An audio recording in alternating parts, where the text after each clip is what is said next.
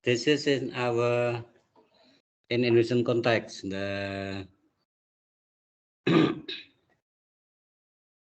Mbak Erwina tahu? Do you know Mbak Erwina or Mas Hakim or Ifunda?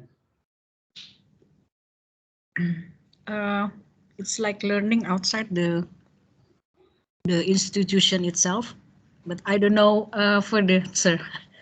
That's what I Okay, go on. Just go on. Just tell us what you know.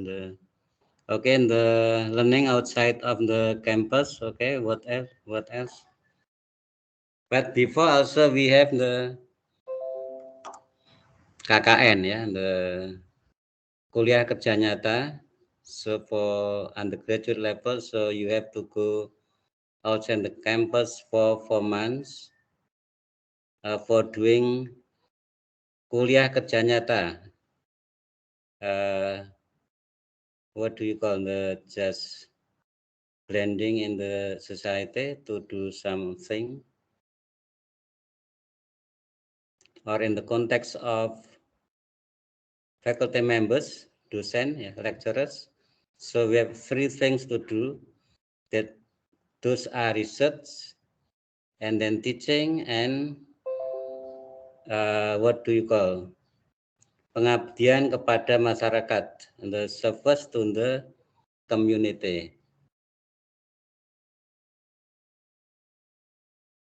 Okay, what is meant by doing outside the campus, meaning learning outside the campus?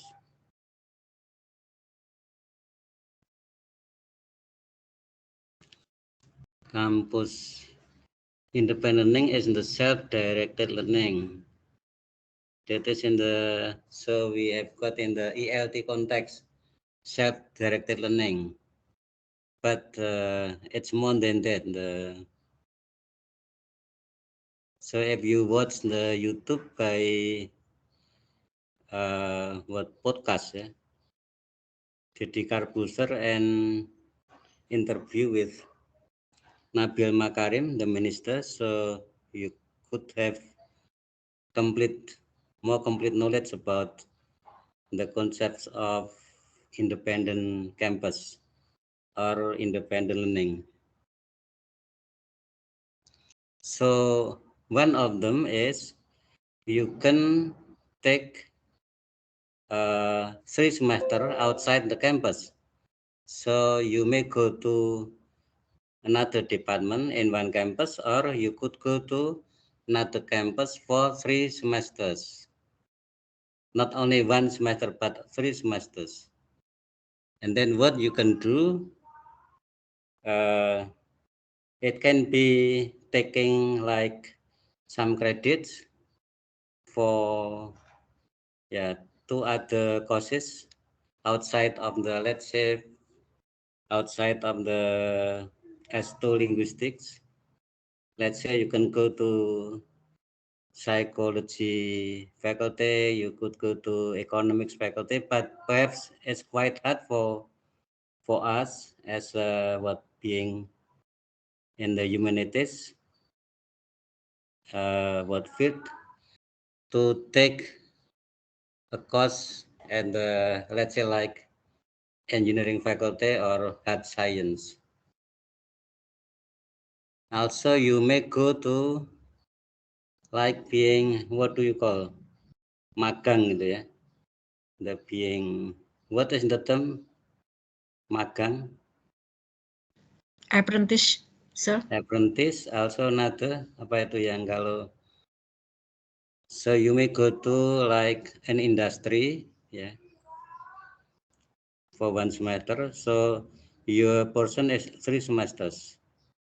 That is the campus, what independent campus, can be apprentice. Satunya lagi itu apa namanya? Ada istilahnya? Ya, sorry. Internship, sir. Ya, internship ya. Okay, good, internship ya. Internship. Also, you can go to the community. And now, if you open new program, you have to cooperate with or collaborate with can be, let's say, like international campus, international university, meaning the or international community. If you have to open, let's say Undip would like to open a new program, so Undip has to cooperate with another campus, which is the global campus or global, what do you call, the non-profit community or non-profit organizations. So meaning that an ADM uses kind of the metaphor, like when we are learning swimming. So at present, for one study program, so you only learn one style, that is like the frog style. But actually in the real world, you have to be familiar with several swimming styles, not only frog style, gaya kata, or you may have like the breast style, back style, or freestyle. That so you have to be knowledgeable not only one major, but also you have to know about other majors. Let's say like at least for foreign language, at least English. One second, you have to be familiar with the IT, the technology. So you have to, we could say like the technology savvy. So when you graduate and then you have got several swimming styles, not only one style.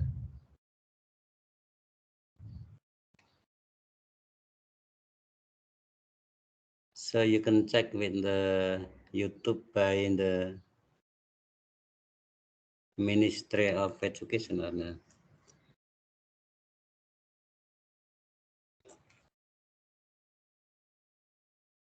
Okay, and any more comments about,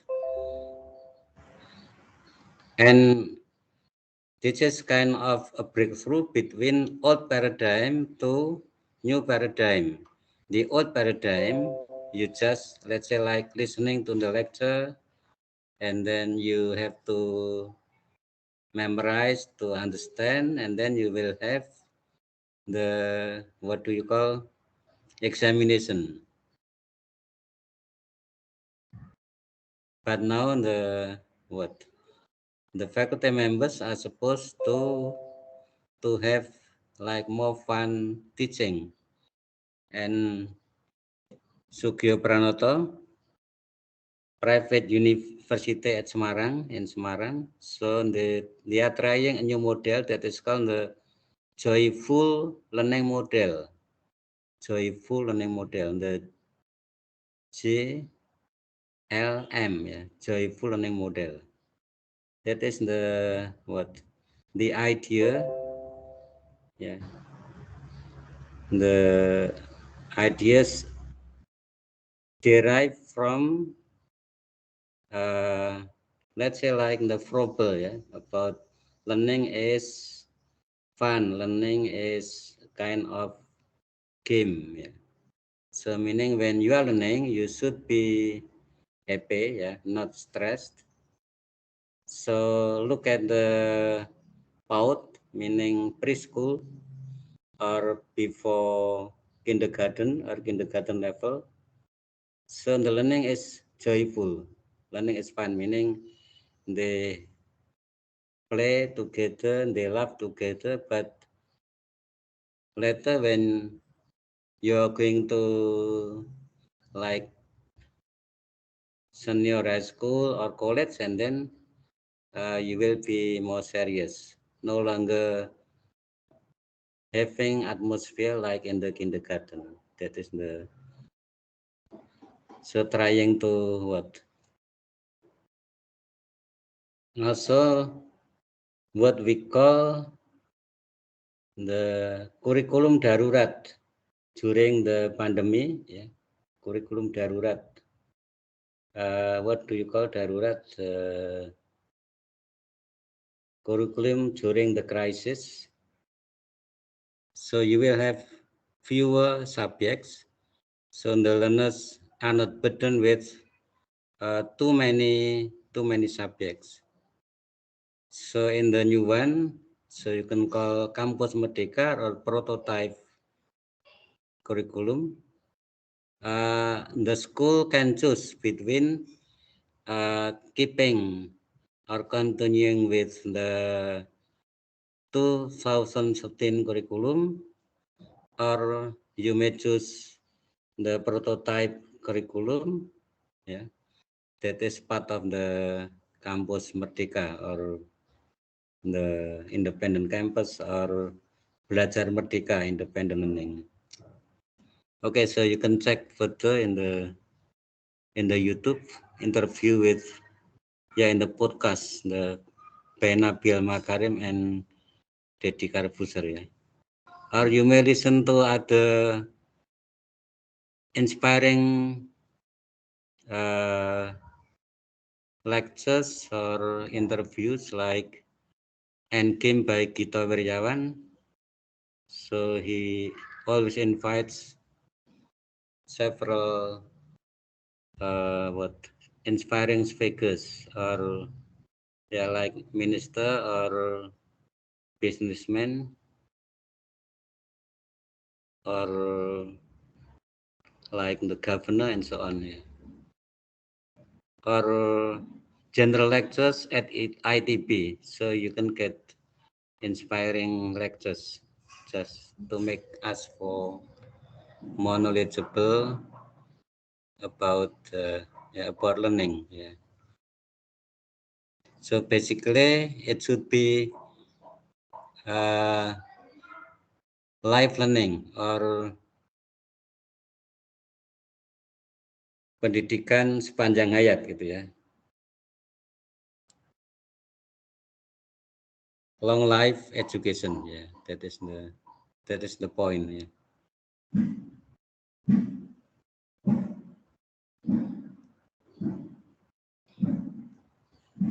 Yeah, okay. So are you ready for the presentation? The Nurul and siapa tadi? Okay, you can put the PowerPoint on the screen. Yeah.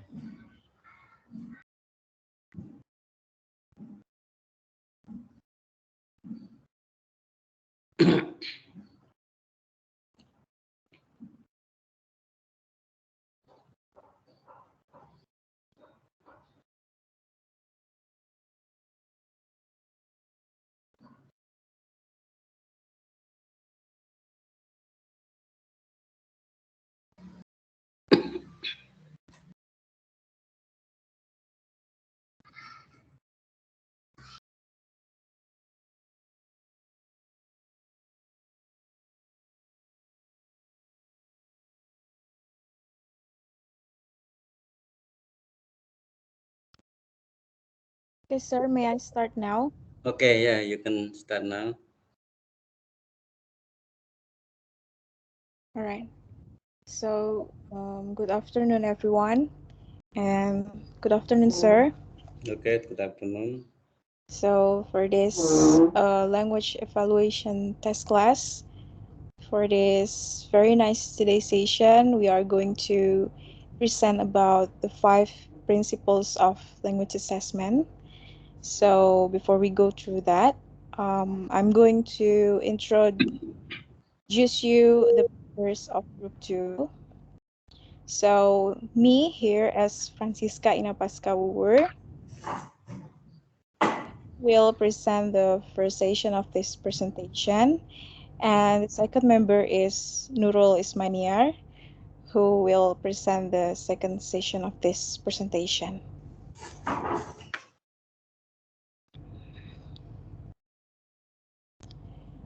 So before we go through the 5 principles of language assessment,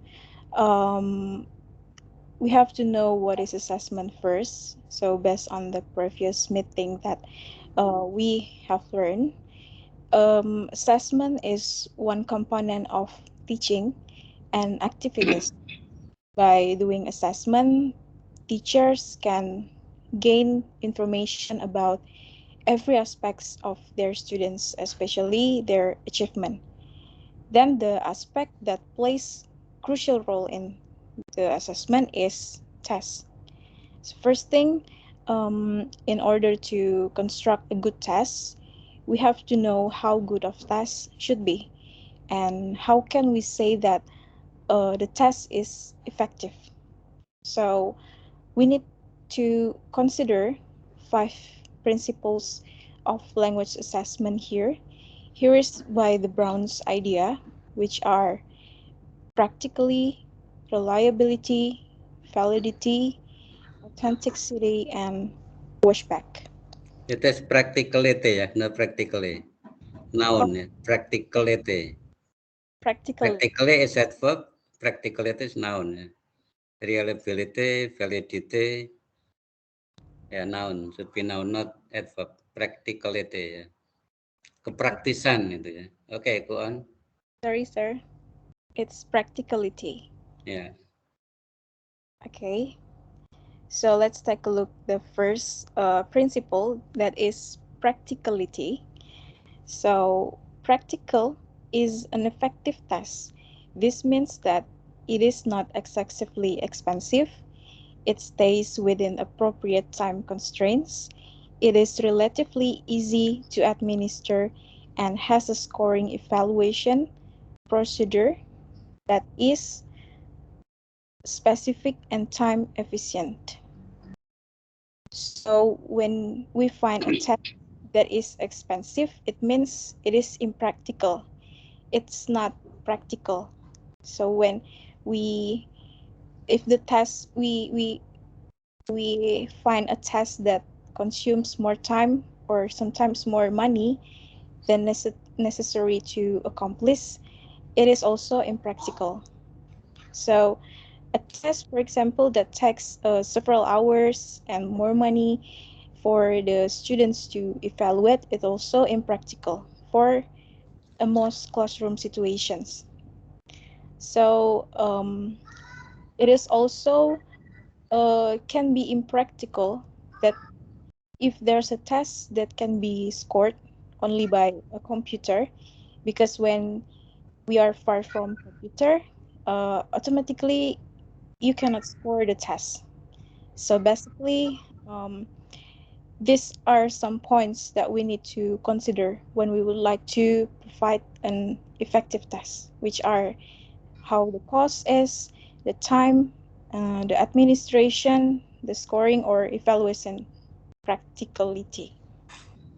And the next principle, it is reliability.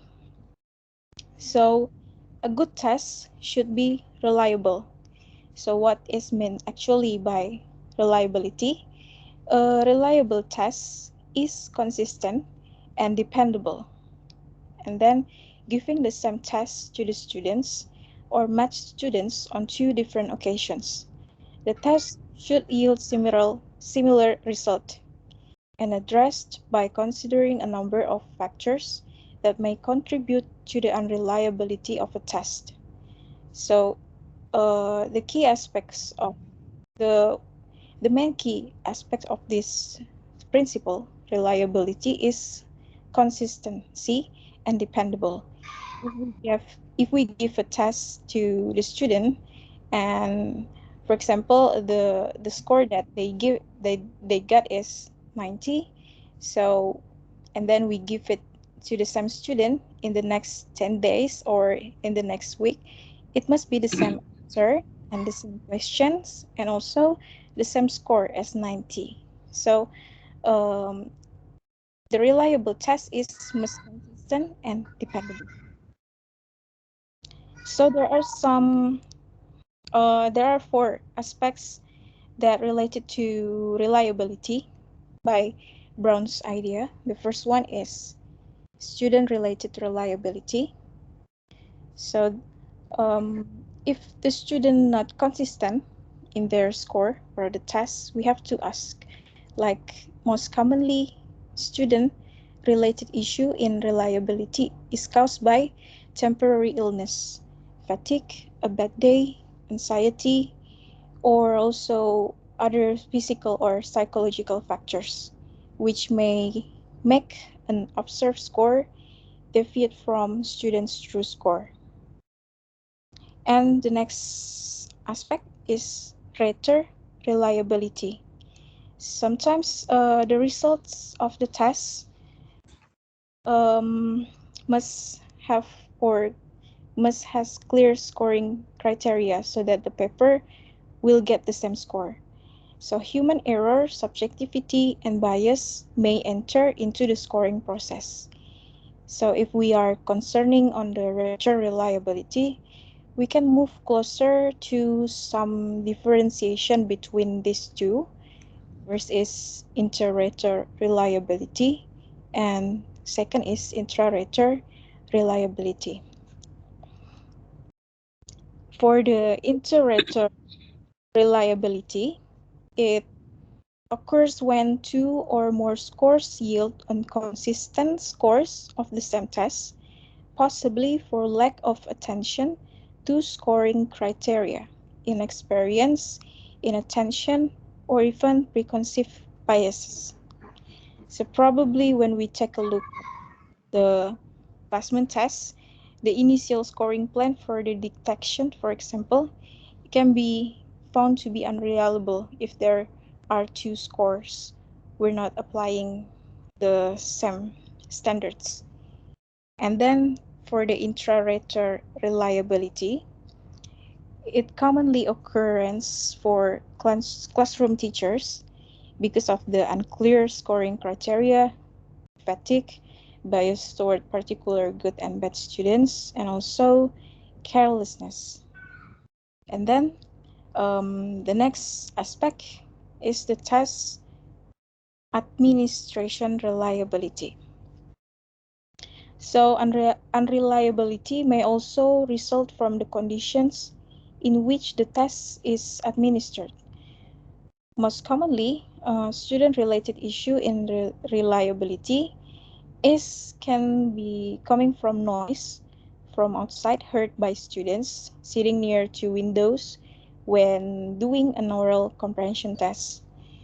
So sometimes we might also experience this situation when noise is starting to disturb our concentration because we are sitting next to the windows when we are doing oral comprehension test.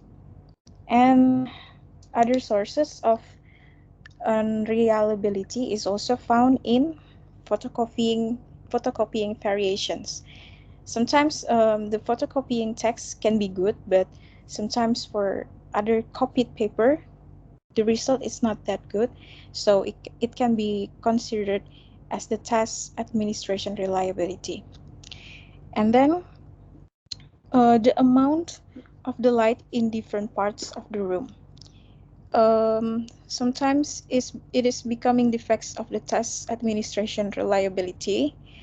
Some specific spot doesn't get enough light, then it can also becoming the factor. And then the variations of temperature and condition of the desk and chairs. When we feel that the room temperature is not comfortable and the desk and the chairs that we are sit on, probably it can also become the factors. And then test reliability.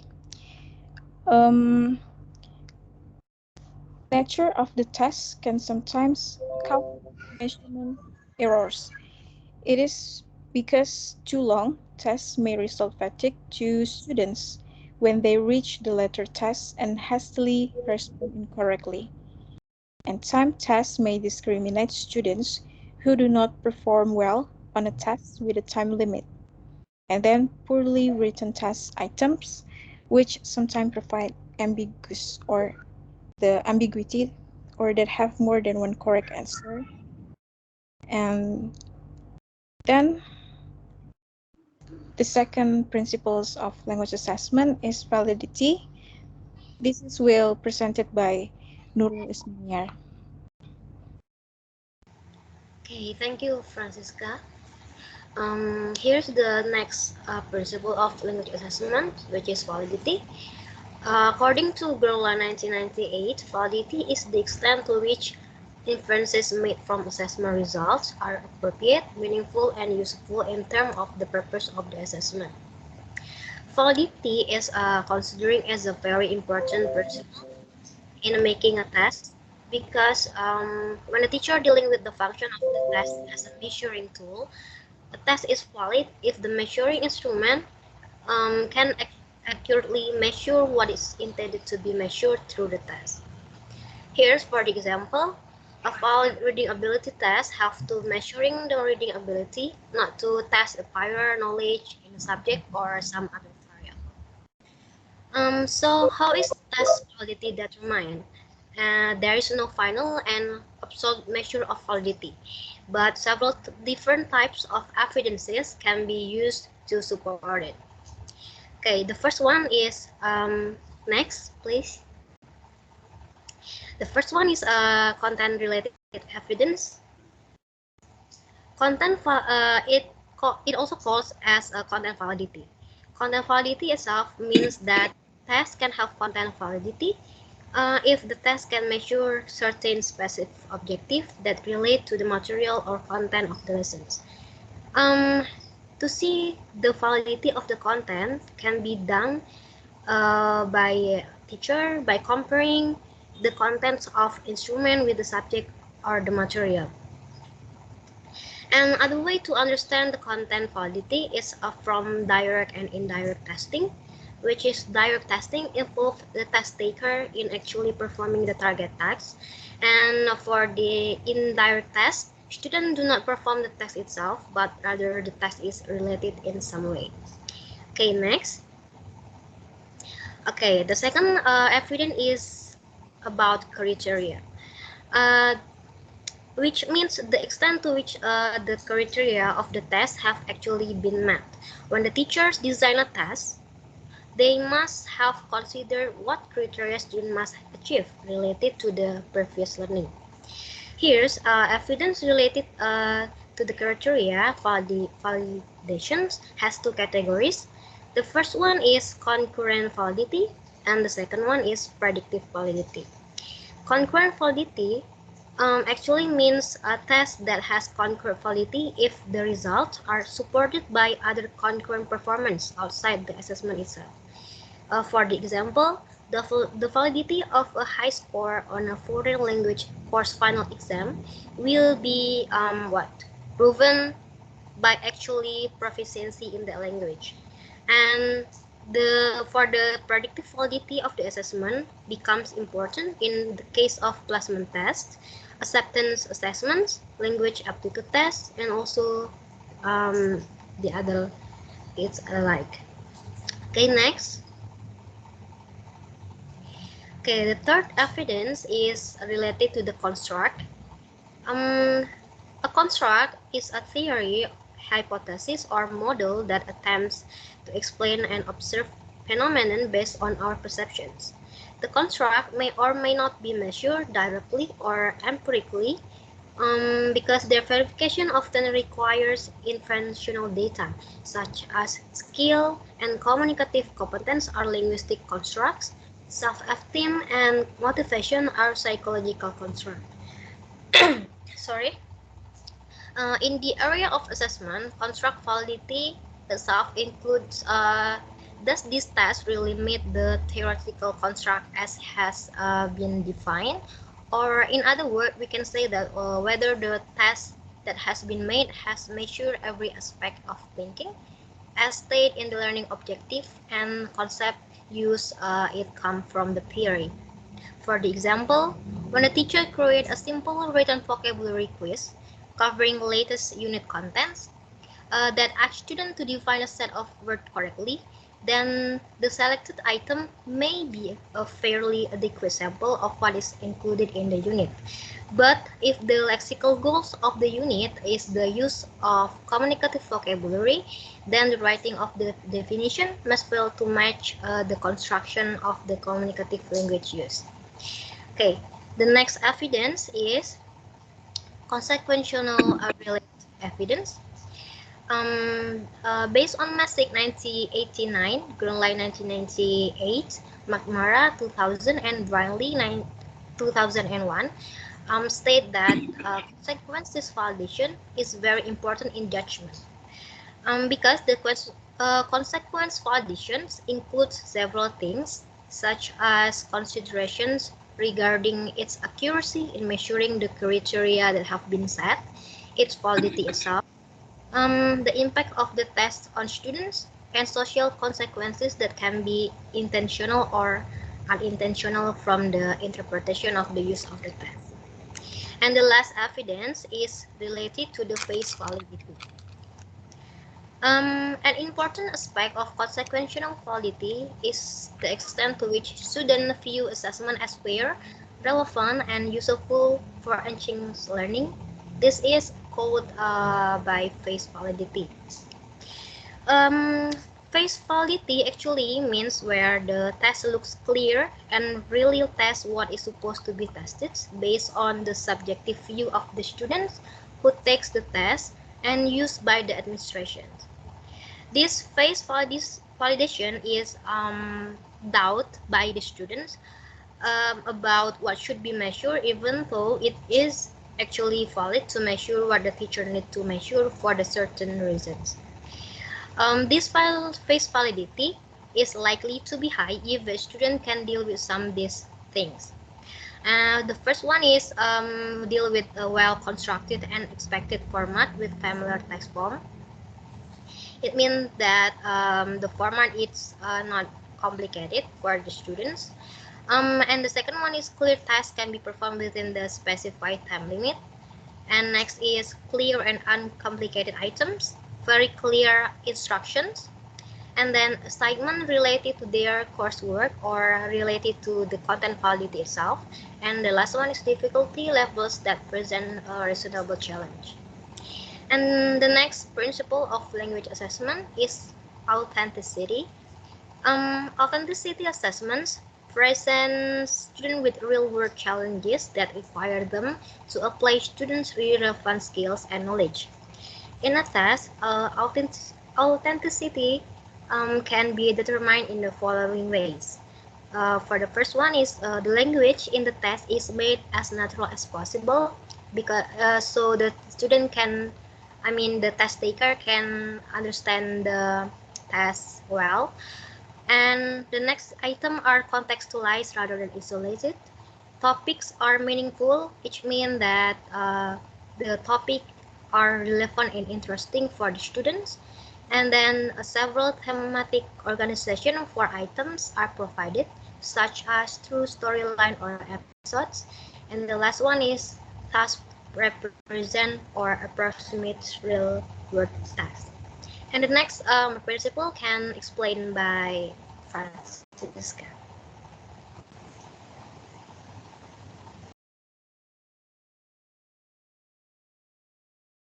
Thank you, Nurul Ismania. So, the last principle of assessment to talk about is washback. And this is considered the effect or impact into the entire scenario of testing, teaching, and learning process.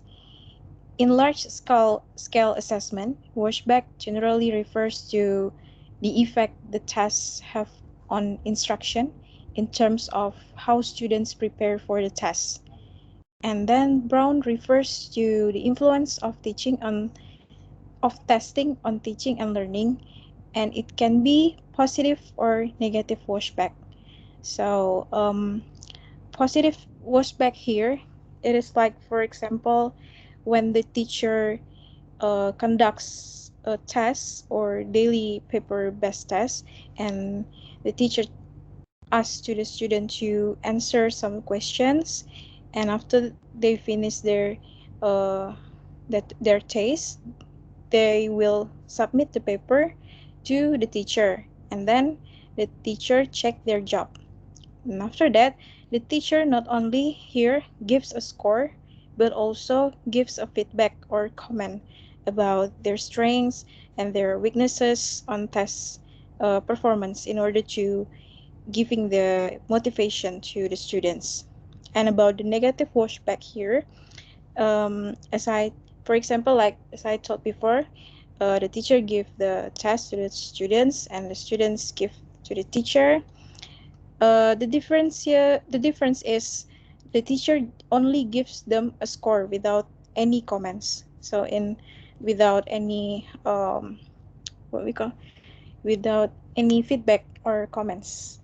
So in reality, the letter grade or numerical score is not enough. So the student need a feedback from their teacher. And then the conclusion.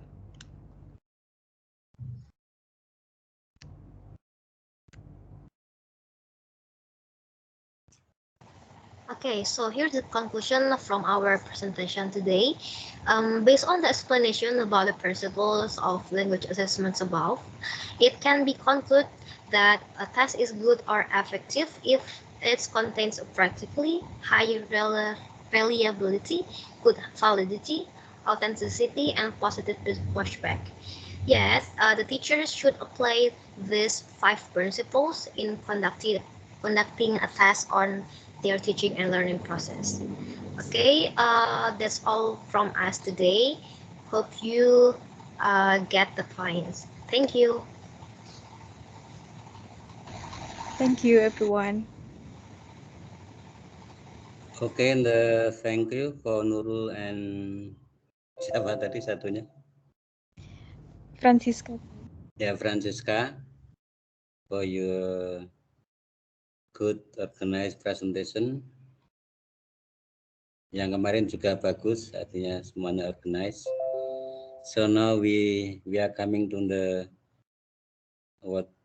discussion, meaning for further clarification, any points in the presentation, meaning the question answers, or just to have more insights, more comprehension concerning the topic. So for this chapter, we are dealing with the principles of language assessment, that is the practicality, and second, validity, reliability, and what else, the washback, authenticity. Yeah. Okay, perhaps we start from the first slide, or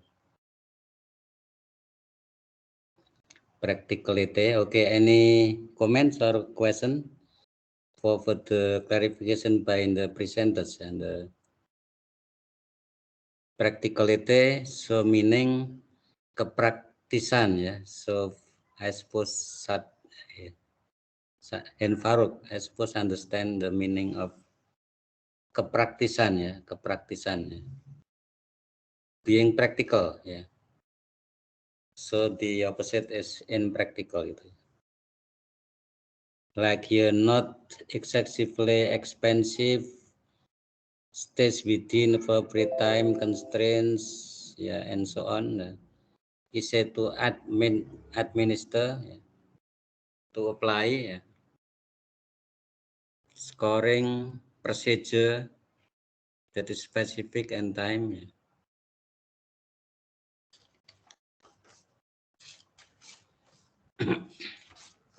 Okay, and any comments or question for the first slide? Or if you have any bad experience in carrying out the test, like here in the vignette, yeah, vignette. What is vignette? VIGNET, itu vignette namanya. what do you call, description, or a kind of an example about the what little horror story itu ya, little horror ya, horror story concerning the carrying out the placement test or entry test. So because of the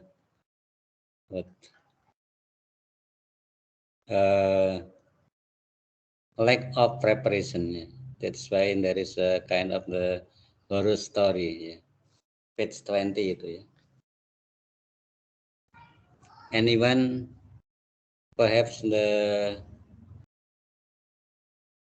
has such experience in having bad day for carrying out for the, let's say, for public test, or meaning you test a group of persons, that is the public.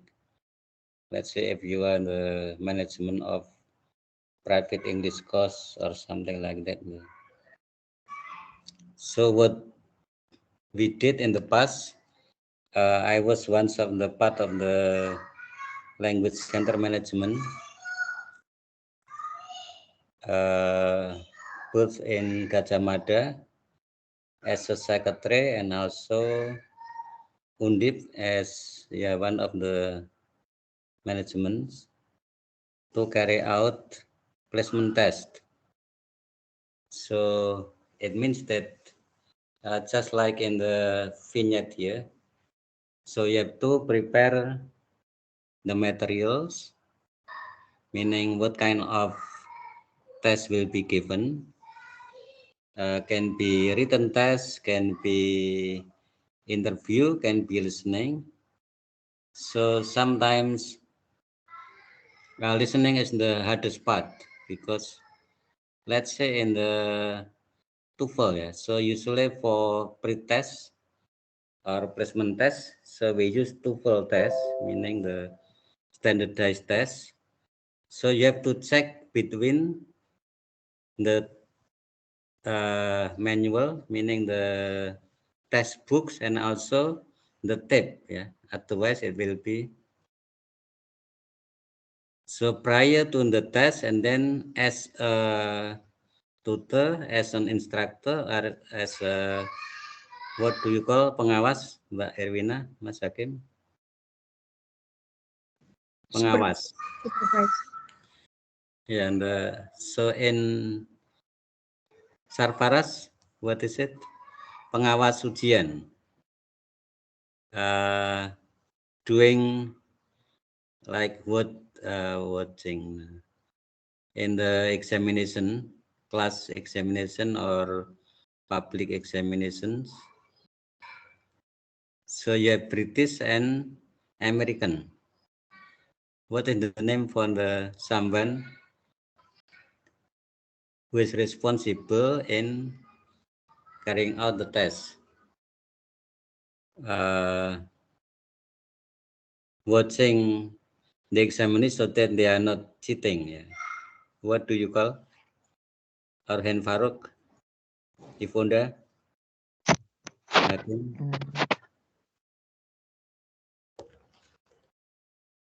Pengawas ujian. Supervisor, sir. Itu kalau untuk supervisor is for like for doing your thesis, or pengawas ujian di kelas. Maybe monitor? Sorry? Maybe monitor? Monitor, no? I'm not sure yet. For controller test? I don't know. Sorry? Maybe administrator. No, the administer meaning to carry out the test. That is the to administer. Administrator. Invigilator. Invigilator. Yeah, okay, good. Invigilator, that is for which one? American or British?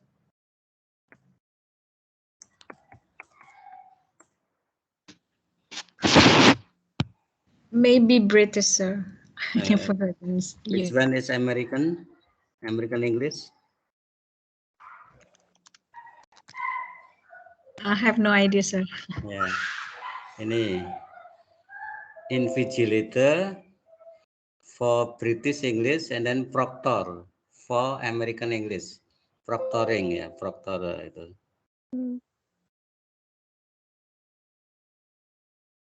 Okay, so once I was the invigilator for, let's say like for, I don't know, placement test at SEU, that is the language center at Undip. So I did not check prior to the test between the tape and the booklet on the textbook for listening test, yeah, for listening test. So for the first two numbers similar to the what vignette or vignette itu contoh apa namanya ya? Illustration, sir. Ya, illustration ya. Vignette ya, vignette. Illustration about the horror story in carrying out the placement test. So because I did not check the between tape and the booklet prior to the test, and then there was a horror. So from the first few numbers, the examiners were were confused, or I could see their expression, and then I checked out. It turned out between the tape, the script, yeah, tape and the booklet, the question did not match because of the different person itu ya. So that is why when we are carrying out like placement test and retest, and then you should be more careful, meaning the check and recheck prior to the test ya. The before the apa namanya hari H itu ya. Hari H itu apa ya namanya? What do you say for hari H itu? D-Day, sir. Yeah, the D-Day. Yeah. Okay, any other comments concerning the about practicality and I suppose already explained by the presenters. Then Yeah, next, yes, sorry. I have one question, sir. It is based on the previous, let's say, bad experience of Yeah. giving the test. So, what kind of tests as a sample based on this practicality feature of the test? When we would like to assess the speaking skill, and it relates with the now situation, which has to be like online, that we don't have a chance to visit the students. That's my question, sir. Thank you. Yeah. Okay. Yeah. So perhaps because it is online, so what we could do is like they are supposed to speak for, let's say like less than 5 minutes, and then it should be recorded, and then we could check their accuracy or about their flow of speaking, about the vocab use and the grammar. So through the recording, but it actually using recording is also not effective or not nice, because sometimes the quality of recording is not can be standard or below standard, meaning it is not clear or because many. So teaching speaking like writing. So when you have come to the time of, let's say like progress test or mid test, So it will take longer compared to other subjects. So let's say if you have 40 or 50, and then it is not possible to carry out in let's say like in 100 minutes. So you have to have like interview, or you have to call one by one or by two. So usually it will take more than 1 day for testing the speaking. And now, moreover, for the online courses, so what you could do is asking the students to record their speaking. So let's say you can give the topics, can be guided speaking, or can be in the free topics. Then you have to limit about how long on the length of the speech. So you have to check and then to assess their speaking through recording. Or perhaps any other comments or suggestion concerning assessing teaching speaking during the online course, meaning we say daring ya, not luring ya, dalam jaringan.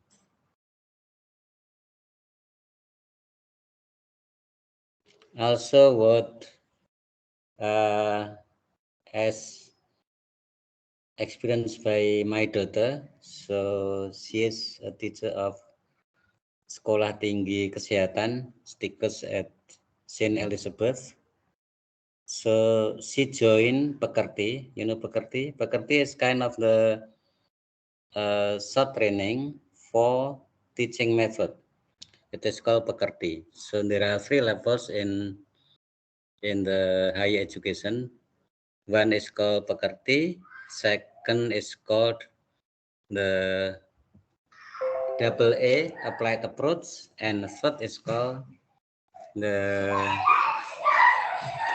multi. Okay, one is called Pekerti. That's the first level. Yeah.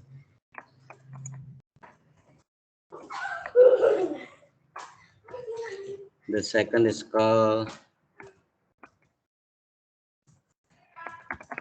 applied approach.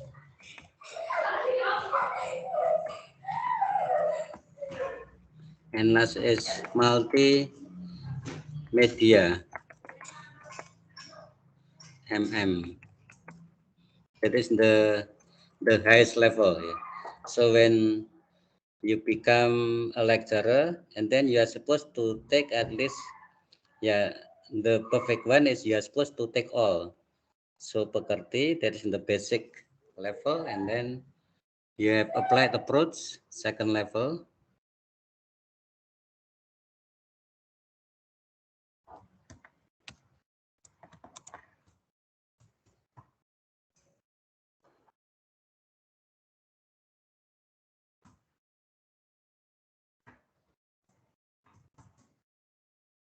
Then the last is multimedia, third level.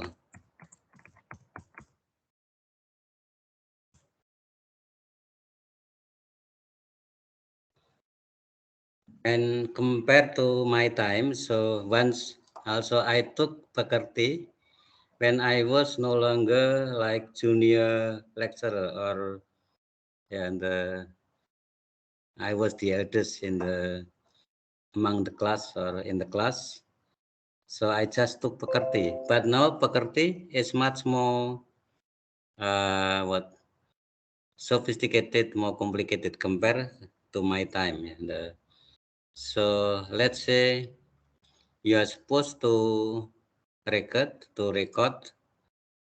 your teaching practice, micro teaching. So in fact, what I want also for the another subject that is the theories and method, the second half. So I want you to have micro teaching by recording your teaching through a Google Meet, Google Form. Yeah. Oh, sorry. In micro teaching, you should use the Zoom, which is free. So let's say you are teaching only 20 minutes, less than 40 minutes, because the free one is only 40 minutes. Yeah. 40 minutes, and then you are supposed to have micro teaching 20 minutes, including the preparation will be 40 minutes. So I'll give you guidelines later for the second half. So from learning the theories, and then you are supposed to practice. But before the pandemic, actually, I was teaching in the undergraduate level, that is the ELT and micro teaching. So you are supposed to practice teaching. So teaching your classmates, that is called micro teaching. Yeah. So the length is not 100 minutes like real teaching, but only less than half an hour. Let's say like 20 minutes or 25 minutes. So I'll give you more details, guidelines later in the.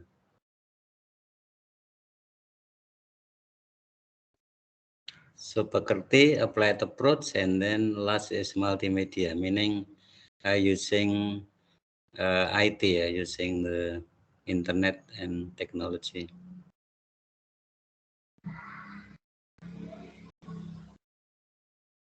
Okay, any other comment concerning perhaps Mas Sarfaras or Enfarok or Sadaf can tell what is happening in your country concerning the about testing or about the teacher training? But actually, I don't have a training experience of teaching. That's why I don't have a lot to say about that. Actually, most of the subjects for this semester are related to teaching. And I'm worried about it because I don't have experience about teaching. I see. So, Okay. yeah, that's why I'm only student most of the time. Yeah. That's why. Okay, and don't worry about the. So I'll give you the guidelines, complete guidelines for micro teaching, meaning teaching practice.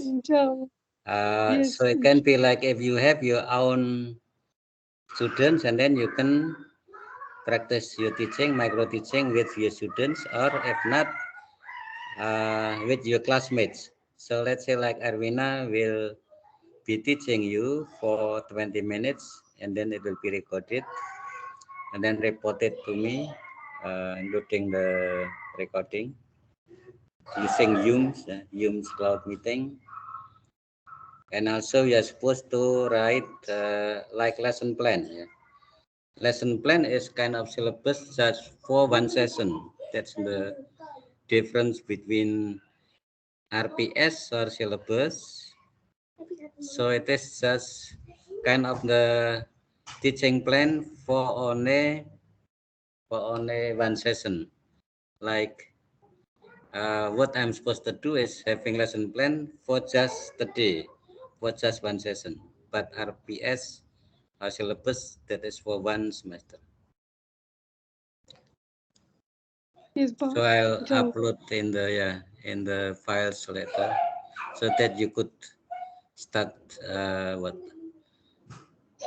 reading or scrutinizing the guidelines.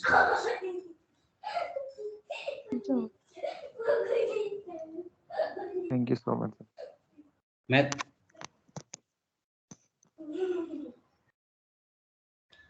Okay, and so next slide, please, if you don't have any comment on the. Untuk Mbak Ervina, that is what do you say for?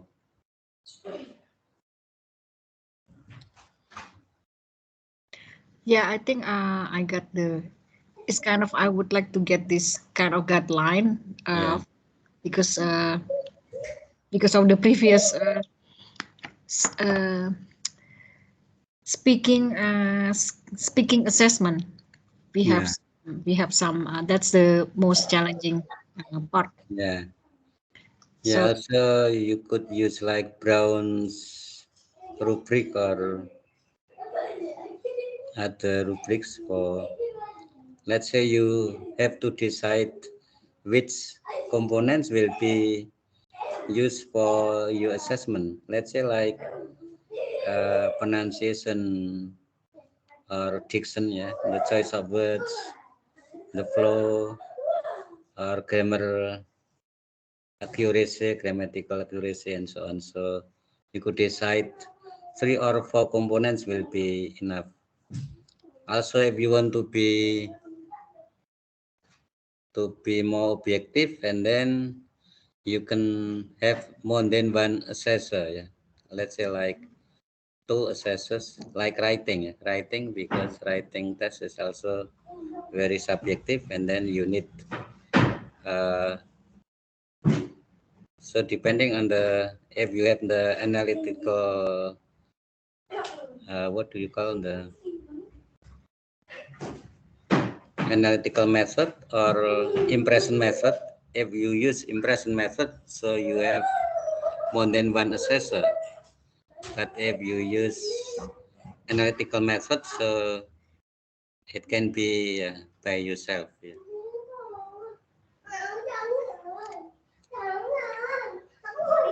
Okay, and the reliable, yeah. Any comments? Reliable meaning apa? Bisa diandalkan gitu ya. Bisa diandalkan. Giving the same test to the students or match students on 2 different occasions. The test should yield similar results. Yeah. So if we compare to research and then you use someone's model, so if the results is similar, meaning that model is the reliable. Okay, next slide.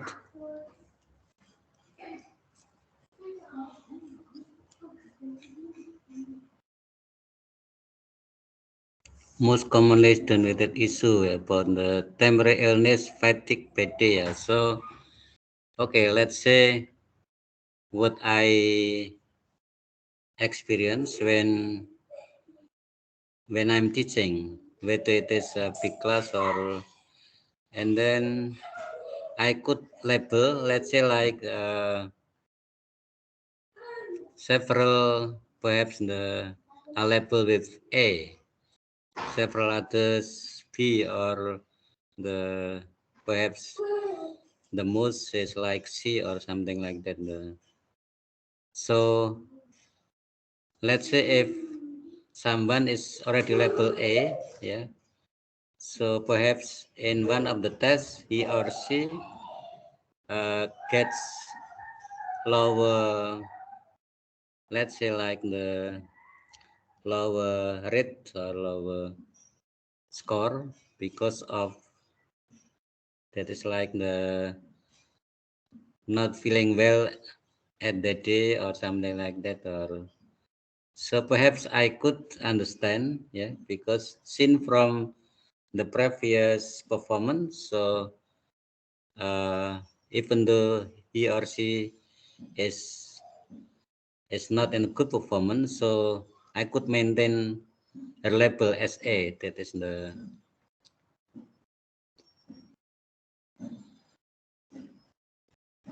so from the first few meetings, and then I could label a student who is more committed, a student less committed, and so on and so on. It is like the subjectivity, the subjective factors from the teacher and the bias.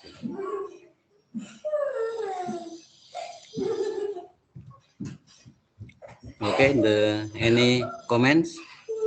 Next slide, please. Rate and human error, subjectivity. Yeah. So between intra. So what does it mean? Anyone? What is meant by inter and intra?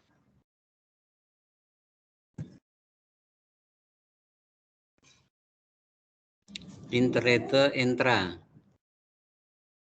What is meant by inter and intra?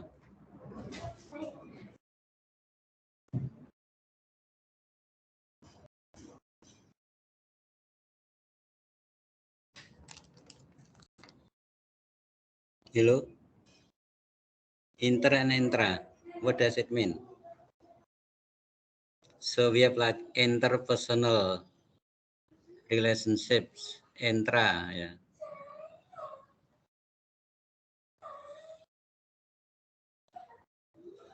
Anyone, please?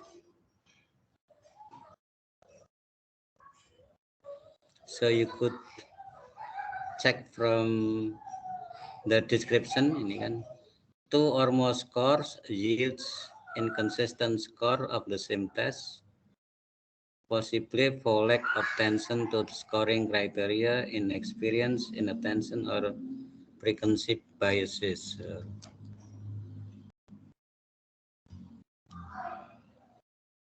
So inter mean between two persons, but intra from oneself. One person. Yeah, from one person's intra. So let's say like the dilemma. So in the literature it is called like the inner conflict. Yeah, inner conflict. But if you have conflict with outsider, let's say with nature or other person, it's called the interpersonal relationship. But if you have your own conflict, it is called intra. Yeah, inner conflict or intra conflict, or meaning from one person's. So let's say here in the so what I experienced is so because of the like fatigue. Yeah, fatigue. Let's say you score or assess too many papers. Yeah, so before COVID. Yeah, and then you feel tired, so you may have like the what bias, or you no longer what you are no longer, let's say like the smart in assessing because of the fatigue. So it can be positive, negative. Jadi yang what I mean is you don't read more carefully, or you don't have close reading for, let's say like the big numbers, or let's say if you are supposed to assess 70 students, so in the first 40 perhaps you are still okay, meaning you are still fit, but after that you will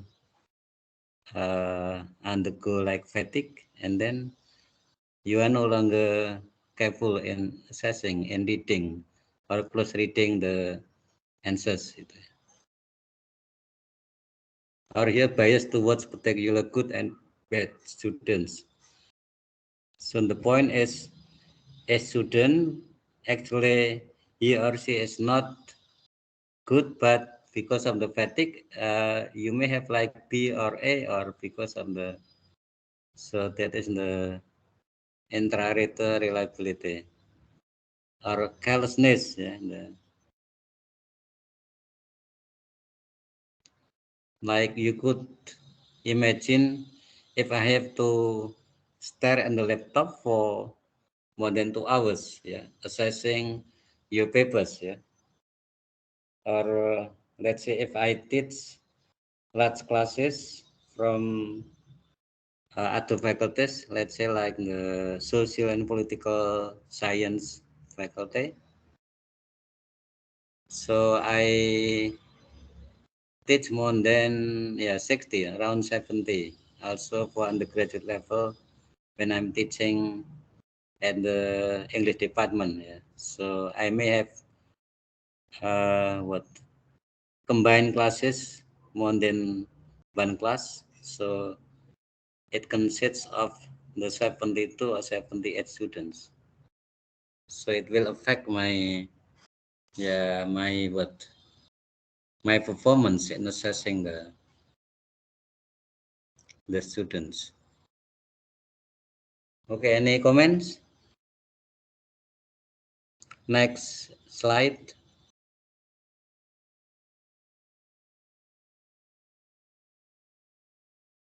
Noise from outside heard by students. So especially when you are assessing the listening comprehension. So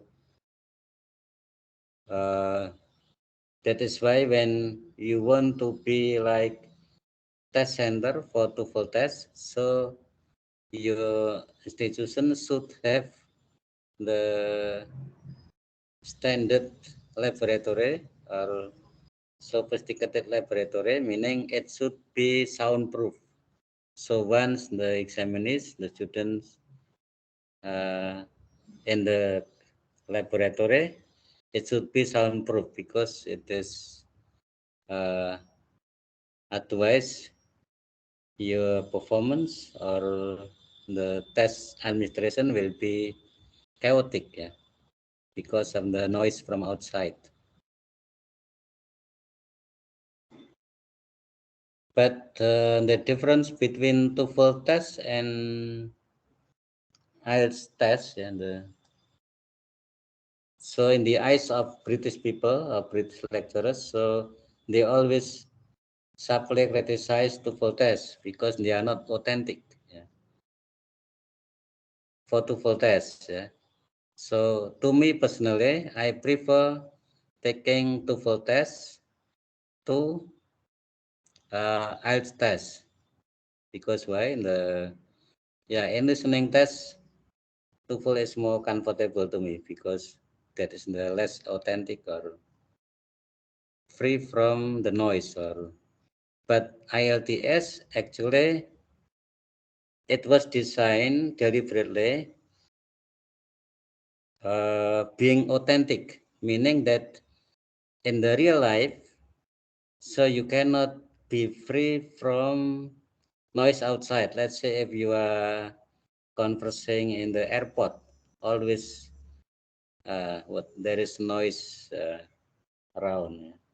Not completely soundproof. Yeah, that is in real life or when you're in the station or in the market. So British people always say that TOEFL is less authentic. Okay, by the way, what is meant by authentic? Anyone?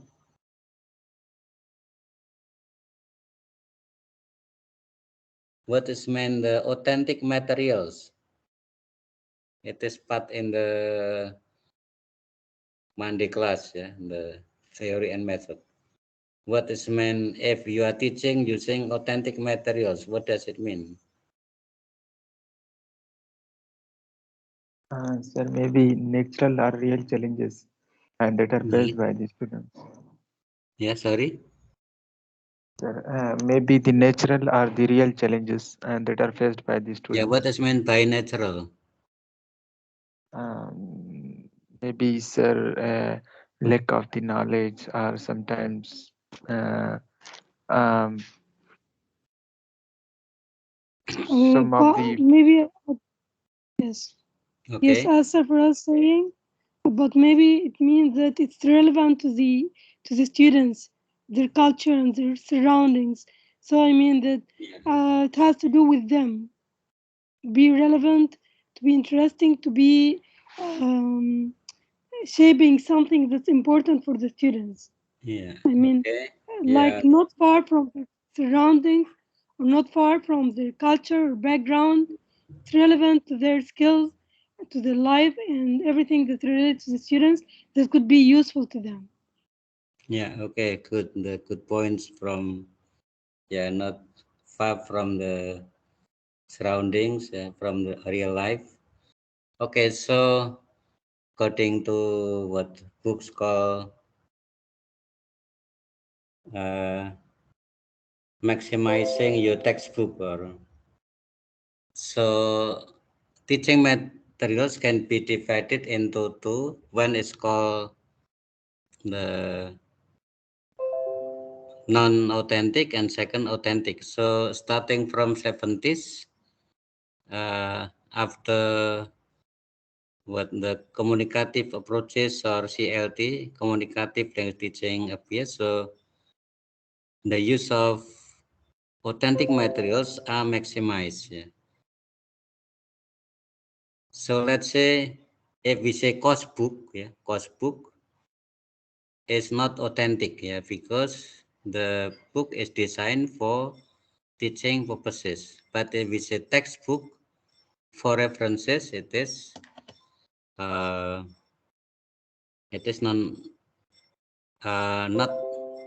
it is authentic, yeah, because it is not intended for teaching. So other materials for authentic ones, such as newspapers, magazines, postcards, and yeah, textbooks. So here textbook and course book can be similar or can be different depending on the. So if the book is designed for references, meaning not followed by exercises, it is called textbook. But if the book is written followed by exercises, it is called the course book. Yeah.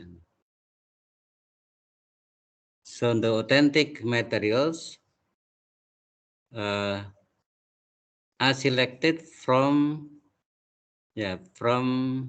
text or that is not designed for teaching purposes. Just a moment, please.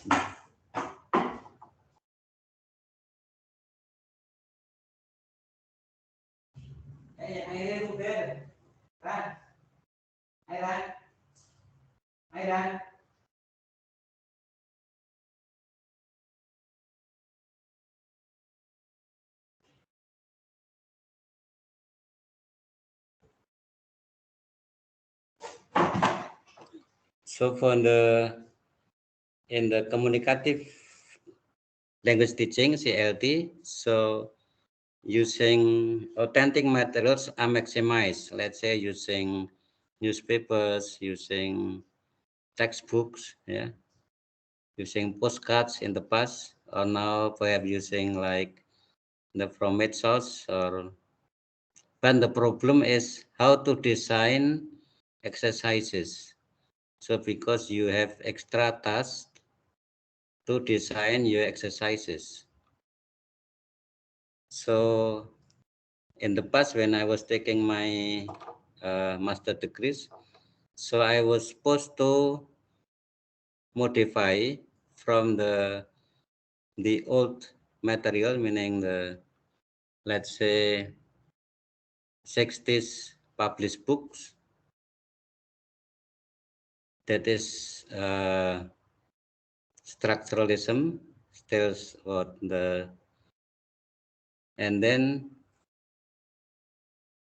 was modified into the more communicative ones. That is the modification between traditional books into more communicative course books. That is my one of my assignments.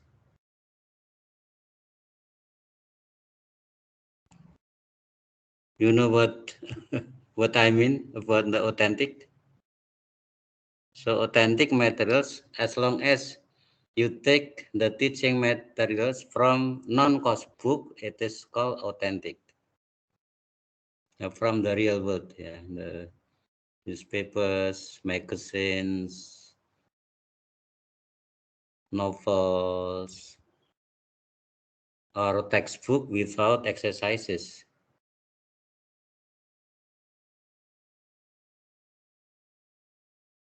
That is called authentic. besides those criteria like the meaningful, relevant, interesting, contextualized rather than isolated. Okay, and the items contextualized rather than isolated. Can you, what is meant by items contextualized and items isolated from the presenters? Okay, what did you read about the sample? Bisa beri contoh? Can you give examples about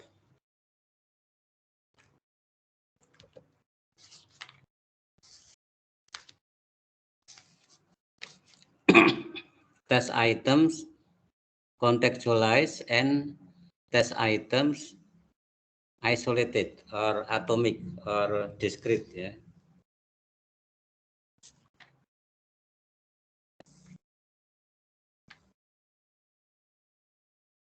Can you give an example, Mbak Nurul sama siapa itu?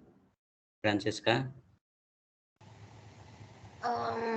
Contextualize, it means that the learning, yes, the item is provide facilities for student learning activities to seek or manage and find learning experiences that are more related to the nature and related to the student real life, sir. Okay, yang lain,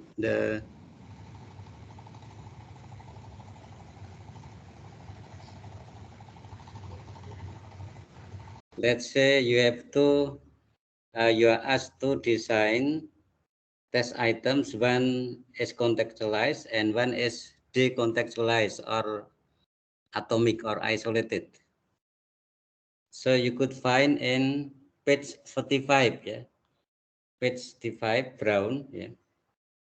Ini ada contohnya, multiple choice task contextualized gitu kan.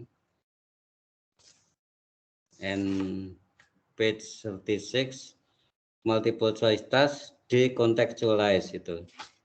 So meaning that you should put the text in the context ya, not isolated. So between number 1, number 2, 3, 4, and 5, so they are in the context. But if you use decontextualized or isolated between number 1, 2, 3, 4, and 5, there is no connection at all, no context. So it will be clear if you read at page 35 and page 36 itu namanya. Have you got the page? Pages 35 and 36.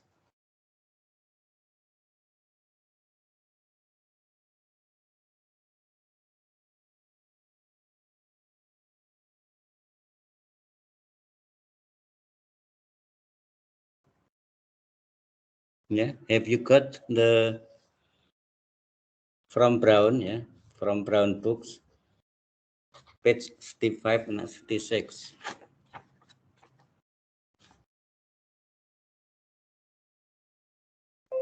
Udah ketemu? Belum, Pak. Sebentar. Belum. Yeah, Brown's book, Language Assessment, yeah, Principles and Classroom Practices.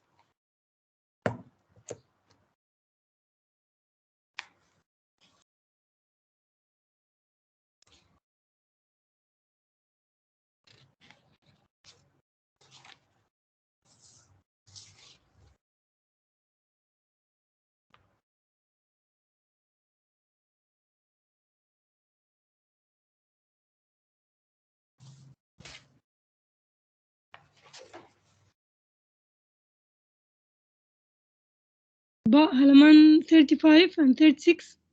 35 and 36, yeah. Language Assessment by Douglas Brown, right? Yeah, right, yeah, okay. Yeah, I can see page 35, criterion related evidence.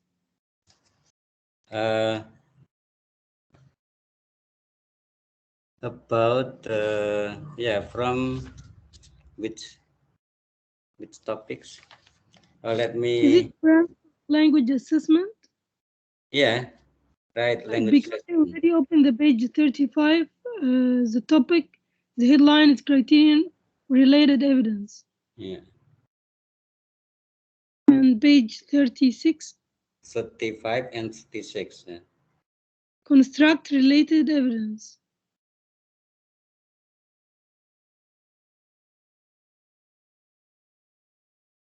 Sir, I found it. Yeah, okay. So should I share my screen now because I Yeah, found it? okay, please. Yeah. 35 and 36.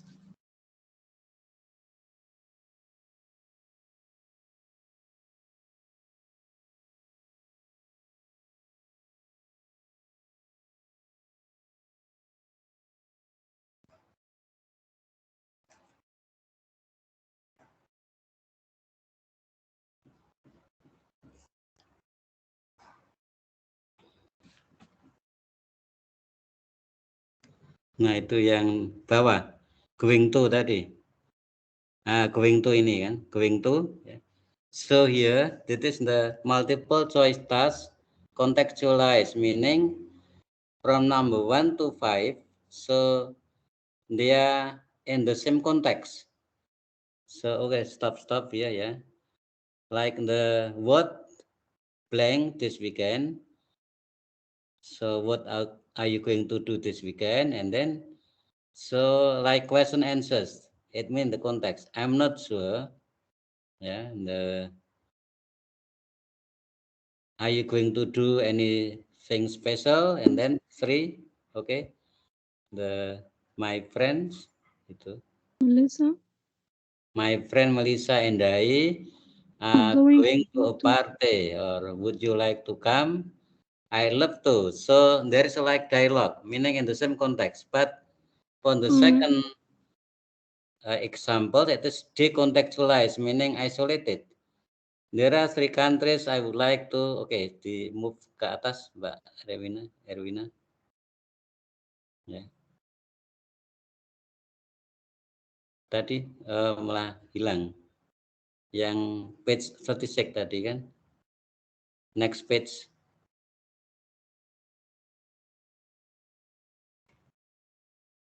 Nah, yang ini kan. Ya, stop. There are 3 countries I would like to visit. One is Italy. Yeah. When I was 12 years old, I used number 2. Yeah.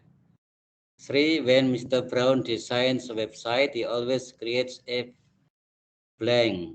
Since the beginning of the year, so in the from number 1 to 5, there is no relation. There is no context. That is what I means decontextualized or isolated. So when you design the test, perhaps it will be better if you put the items, meaning the question, in the context. So from 1 to 5, each sentence is related to each other. Yeah, you know what I mean? Yes, Pa. Okay, yes. that is what is meant by contextualized and decontextualized or isolated.